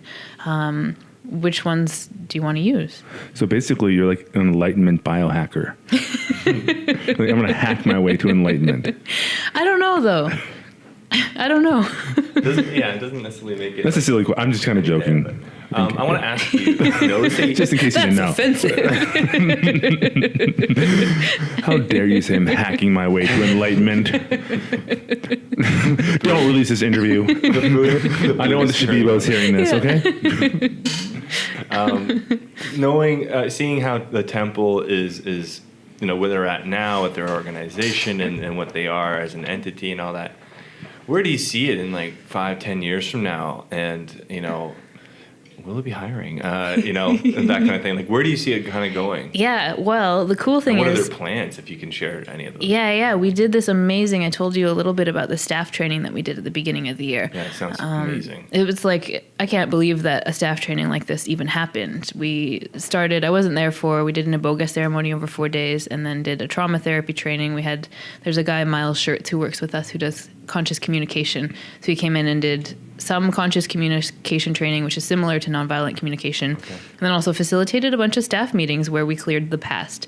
So everybody talked about all the shit that they've been sitting on for months, years. And we've been in operation for 10 years, working in a deep shadow trauma spiritual healing center. So, there's shit that happens in any organization. Imagine the kind of stuff that happens there. Yeah. So we got into all of that as a community, and then we went into ceremony, and then I did some processing work with people, bringing it back to their own individual histories and childhoods. And then we had a collective visioning session. After like 2.5 weeks of all that work, we all sat down together and spent 3 hours. After everything's been cleared away. Yeah. And the crystal ball has like been polished. Yeah. Cool. And it's a big vision. We want to be like we already have an excellent reputation in terms of safety and in terms of quality work. We are leading the pack in terms of ayahuasca healing centers. We're very, very good. You have a 5-star review on Google? I give us a 5. I think we probably have 4.8 or something on Google, but I think that's Who's good. the one Very guy high. out there? He wanted to Yeah, get who's you that into one guy? Giving them a 1. No. I was angry in my experience. 1.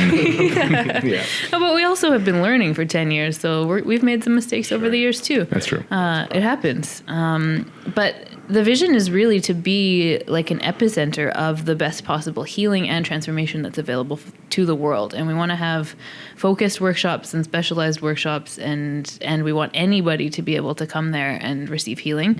Right now, there is a bit of a limitation in terms of the people that we can accept. And we also want to be an educational center. We want people in Western medicine to be able to come and learn other styles of medicine, and to be able to promote intercultural exchange at a professional level as well as a personal level. We want to have, this integration network is kind of the part of it, but we want the temple to be a name that is associated with healing stuff, not just in the Amazon, but all over the world, and to be leading the way in terms of safety practices and excellence practices and integration practices and all this stuff. Do you see the temple being in other countries? Maybe, and maybe not with ayahuasca specifically. Right now it's legal in Peru, which is obviously a major bonus, but who knows what the future of ayahuasca is legally, sustainably. But yeah, I see us at least being able to do workshops in other countries, to be able to offer training, education, community. That's a word I can't believe I don't think I've said yet, and is like the most important piece of integration is community. There was one guy from ICEERS that said, if people had communities, integration wouldn't be necessary. Right. Yeah, but it's part of the Western condition that everybody is alienated and dissociated a little bit and cut off from each other in terms of real, genuine connection and emotional competency. And Do you believe that's a potential product of being disconnected from their self? exactly, yeah, and it reinforces it in society. Right. Yeah, but you see the people that start to lead the way, you get connected to yourself. It's much less scary to share yourself with other people. But yeah, are we hiring in the future? Maybe. Are we training people in the future? Maybe. Mike's like sliding a resume across the table right now for those of you that can't see. It's like, please accept my application. I think I was really close to going down this past year. We ended up going back to Spirit Quest. Just I think my girlfriend was a little bit more comfortable with just going someplace familiar versus someplace brand new. But I've heard amazing things. Dr. Dan Engel was on our podcast. Oh yeah. Back in the day, and I Oh, got cool. in touch with him, and he says the temple is incredible. So Yeah, you have to come. yeah. Yeah. And we started doing some of these special workshops, and we're going to be developing more of them and just kind of really looking at what the best what's the best in Western facilitation, psychology, spiritual understanding, trauma work, all that stuff that we can bring to support this process as it happens. Ayahuasca. Yeah. Get some tanks in the jungle. We had a guy who actually wanted to do that, bring a float tank down there.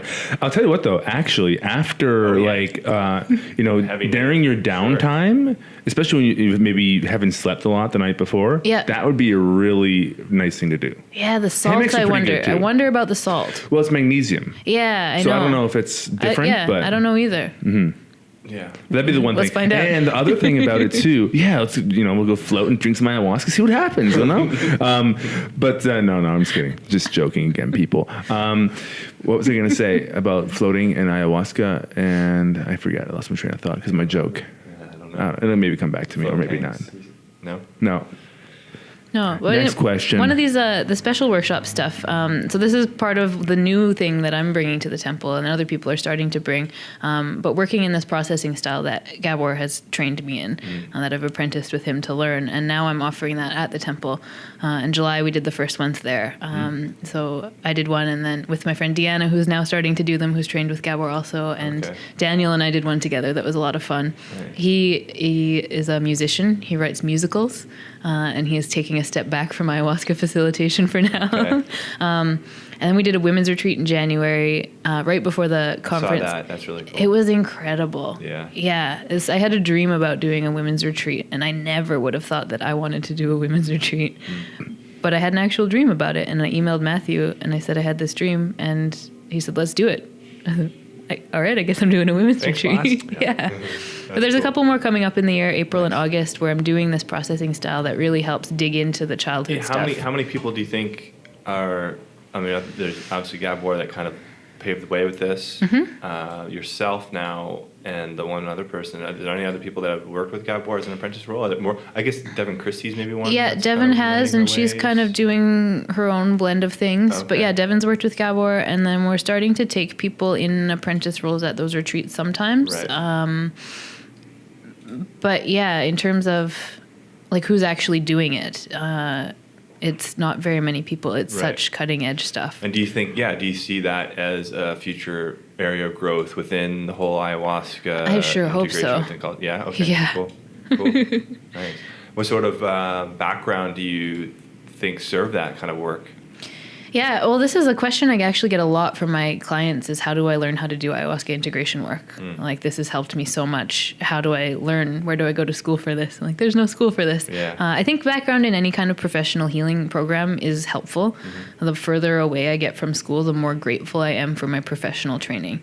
There's just certain skills, certain levels of competency that come from going through a program that difficult that are really helpful to the way that I do my work. So whether it's counselor, doctor, naturopathic doctor, nurse, any kind of lawyer, like professional something is helpful. Healing background is also helpful, but the most important thing is to have done your own work. Right. Yeah, and also to have a lot of experience with ayahuasca. And again, not that I have a lot of experience with ayahuasca. I've got some. What would you call a lot? I think if you've drank less than, for integration work, if you've drank less than 50 times, then that's crazy to say that you're doing ayahuasca integration work. Right. And then really, like, you should have drank a good number of times to start and have some diets, some plant dietas. Right. Because if you don't have that, then again, but there's also people who can work with other, so not every tradition has dietas in them. And if you're working in a different way, then that's all right. But in terms of the way that I think it's good to work in the Shipibo tradition, if you're supporting in that kind of way, it's good to understand the tradition a bit deeper. Right. Yeah. No, that's cool. I think it's important to. I mean, obviously, there's a spectrum, and there's outliers and things like that. But I think giving some people an idea of like, oh, okay, so after 20 ceremonies, I'm not an expert. Yeah, yeah. You know? No, and I'm not even an expert. Right. And, I stopped counting at 100. But yeah, I think good start of 50 ceremonies, some background in some kind of profession, preferably a healing profession, and then some kind of somatic trauma therapy training is definitely not going to hurt. Right. It'll be really helpful. Cool. And then Gabor started offering sometimes not ayahuasca specific, but compassionate inquiry trainings where he's starting to actually teach his style of inquiry. Interesting. And I mean, it's a really beautiful system that he works in. And Cool. because I've learned it in an apprenticeship way, and because I have medical training, sometimes I forget like all the stuff that's in my head Right. and like how advanced it can actually be. But it's a really, really beautiful, simple, but complex system of inquiry that's based in trauma therapy, trauma theory, early childhood development, neurobiology, non-dual spirituality, and pulls from all these different areas to ask the right questions. Cool. It's really exciting. Yeah, no, it's awesome. Super interesting stuff. So all of this stuff is like, to me, it's like, I don't understand. I've said this so many times. Why it's not like one of the most talked about things on earth right now. Personally, I'm like, it's so fascinating, and what it is, and what it can do, and what its potential is. So. Yeah, going back to that idea too, it's like, we're in our little ayahuasca bubble and we're like, hey, we're all these happy ayahuasca people that are healing themselves. What do you think is preventing it from getting out there more? Yeah, I don't know. I mean, it's totally new to Westerners. Like the first Westerners that were drinking it were in like a couple of them in the 50s, and then like in the 70s, the McKennas brought it to Hawaii to plant. And then in the past like 5 years, it's been, I wish I could see a curve of it, but it's quite popular, but still not. I mean, it's pretty mainstream. There was an article in Rolling Stone about the psychedelic renaissance the other day. But in terms of what's preventing it, I think, if anything, it's probably either the way that people talk about it or the lack of the way that people talk about it. So people don't have the skills to share their experiences with other people in an empowering way. It's not empowering for them, and it's not empowering for the people around them. They have no idea how to talk about what has happened.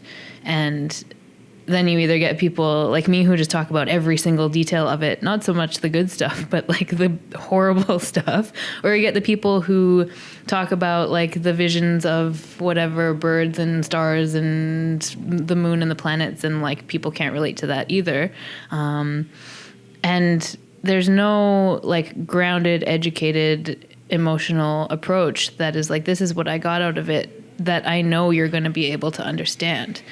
And I think giving people those kinds of skills, and as part of the framework for integration is giving people skills to understand their experiences and to be able to talk about them in a Western context. Because in the jungle, you can talk about it however you want to talk about it or not talk about it at all. Some of the traditions, they encourage you not to share, especially the more sacred stuff, because if you share it, it kind of diminishes it. It's supposed to be a gift for you. But the environment is set up so that people understand you, because other people are having the same experiences. They know what you're talking about. They live with plants. They talk to plants. It's normal. But you come back here and it's really, really not normal. So finding a way to translate the experience, I think, would really serve the cause of ayahuasca. Right. Awesome. Well, I feel like we're doing some translating today. Absolutely. We're serving the cause. We're being a shakaruna, right? Yeah, Vancouver Bridge Real. tool. There you go. Combining, yeah. But no, I think, how are we doing time-wise there? Oh, we're good. We're hour 44. Oh, Wow. that's impressive. I'm blowing it out. Yeah. Whoa. Which is great. cool. We can Didn't keep feel like going. that long at all. You just want to hang out? Yeah. I ask you more questions. Yes or no Yes, no. questions? Yeah. Is ayahuasca good? Yes. Should people try ayahuasca? Maybe. I'm so bad at giving yes or I'll no do a answers. podcast by myself one day. Ask like these questions. Oh, yeah. It'll be good. Call them Andy Casts. Andy Cast. Yeah, go for it. Cool. Well, no, I think we'll wrap it up. Okay. But it's Dr. Tanya Maté with the templeofthewhalelight.org is their website. You have your own personal website? I have my own personal website, drtanyamate.com. Okay. And then just a couple more shout outs. I just Please. heard you say Chacruna and I remembered it. So chacruna.net is it's a publication that's recent. It's run by Bia Labate and Clancy Kavnar and Alex Guerin. And they're finding experts in the field to write, so people who have academic training or clinical training, but to be able to write like accessible articles for people. So they're expert articles that you can understand. So it's a good high quality publication. And then their other project is Kahpi, Kahpi, and they've made a bunch of educational videos about ayahuasca. So if you want to learn more about ayahuasca, both of those are really excellent informational resources. And Chacruna is spelled Chakruna? Chacruna. Okay, Chacruna. Excellent. Yeah. And it's Dr. Tanya Maté on Facebook and Instagram. So Yeah. people reach out, connect if you need to, if you want to, and if go explore the Temple of the Whale Light website and see what they're doing down there. I think it's incredible work. So thank you so much for taking this invitation on Vancouver Real. We really appreciate it. Thanks for having me. Awesome. And It's fun. You know, if you enjoyed this episode or any episode of Vancouver Real, please give us a rating or review on iTunes. It really helps us out. Like, comment, or share when we post it up. Any support we can get towards the community that we're growing and building here and nourishing, it comes a long way. And hopefully we can see you at the next community meetup event. So go join the Vancouver Real group community page. And support the cause. Support the cause. Spread the ayahuasca integration magic. Right. Education. Education is a better word. Spread Well, that. and what's the one website again for the sustainability? Oh, yeah, the Chaikuni. Aini is an initiative of the Chaikuni Institute, so Okay. it's CHAIKUNI.org. Cool. Maybe we'll have to get all these links up there Yeah, for yeah. everybody. 'Cause Lots of links, We lots talked of a lot of them. resources. Thanks for That's joining great. us, folks. If you lasted this long, you are a soldier of a human being. You are a champion of life. You are a being of love and light, and you're shining upon all of us. And so thank you so much. And until next time, And I appreciate you. To whatever is. to whatever is.